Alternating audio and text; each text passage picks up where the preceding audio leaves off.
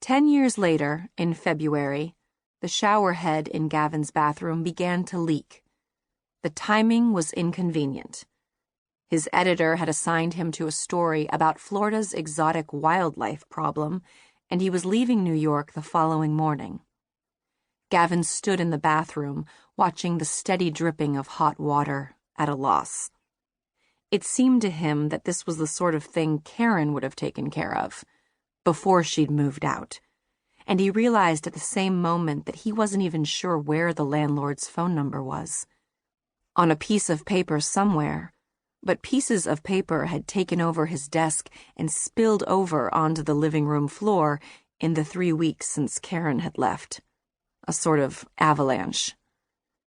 After a half hour, he came across a box of baby clothes that he'd forgotten to take to Goodwill, and after that he didn't want to look anymore. So he retreated into the bedroom and resumed an earlier search for clean socks. He could call the landlord when he got back. What Gavin had wanted was to be an investigative reporter, a newspaper man, but nothing about his career was as he'd imagined it would be. When he'd graduated with his journalism degree, he'd thought that this would be the moment when his life would finally begin. In idealistic daydreams, he thought he might help change the world, or at least improve it. And in shallower moments, he just wanted to be a star reporter. He'd wanted to extend his hands and feel the weight of the Pulitzer with the crowd applauding before him. Step up to the podium and clear his throat in the spotlight. He'd managed eventually to land a job as a reporter at one of the city's best papers. But coming to the New York Star was like stepping into a drama in which all the major roles were already taken. Or perhaps the play had already closed. There were veteran journalists at the Star, men and a woman who'd brought down titans and gone into war zones and propelled the paper to a point only just beneath the Times in the New York City newspaper pantheon. People who didn't have to imagine what a Pulitzer felt like. But even the veterans seemed adrift in the changed world.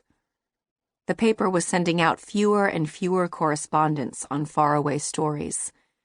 There were no more bureaus overseas or even in Washington. The paper was covering local news, relying on Reuters and freelancers for everything else. Too many of the stories seemed more like entertainment than news to him. "You have to put in your time," his editor had told him, but Gavin feared more and more that his time had passed. On 2 or 3 occasions, he'd managed to get invited along for drinks with a couple of the veterans, and their stories mostly concerned a time that seemed better and more glorious than now, and ended with some variation on "those were the days." He'd come home from the bars, leaden with disappointment. "You know what your problem is?" his friend Silas said one night, when they were drinking together at an Irish bar near the paper. "I just figured it out." Silas was a copy editor, and had been at the paper longer than Gavin had. Their desks were side by side in the newsroom.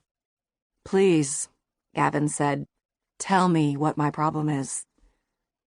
"Look at you. Jesus, the fedora, the trench coat. You want to run around the city with a flashbulb camera and a press card in your hatband." "How is that a problem?" "Your problem is that you don't really want to work at a newspaper, per se. You want to work in 1925. "I don't disagree," Gavin said. It had been clear for some time that he was in the wrong decade. All of his favorite movies were older than he was. His camera was a 1973 Yashica. He'd seen Chinatown a dozen times. He suspected his editor was sending him on his first out-of-town assignment to make him feel better about not being senior enough to be sent into a war zone, or perhaps to make him feel better about having missed the days the veterans drank to. He knew she was doing him a favor, but the assignment itself seemed depressingly symptomatic. He was being sent to his hometown. He'd gone in a circle. He wanted to scream. "Aren't you from there?" his editor asked when she called him over to her desk. I am, he said, but... And he realized as he spoke that of course there was no way of evading the assignment. Of course he couldn't tell her that the weather in his hometown had sent him to the hospital with heat stroke nearly every year until he'd left at 18. So he sat by her desk discussing the story for a few minutes and then went back to his computer to check the South Florida weather. The city of Sebastiana was in the grip of a heat wave. That night, he lay awake listening to the dripping shower and wondered if it would be pathetic to call Karen about the landlord's phone number. Decided against it and woke at an unspeakably early hour to board a southbound plane. To keep listening to this audiobook, I've left you a link in the description so you can do it, at no cost thanks to Audible's 30-day free trial.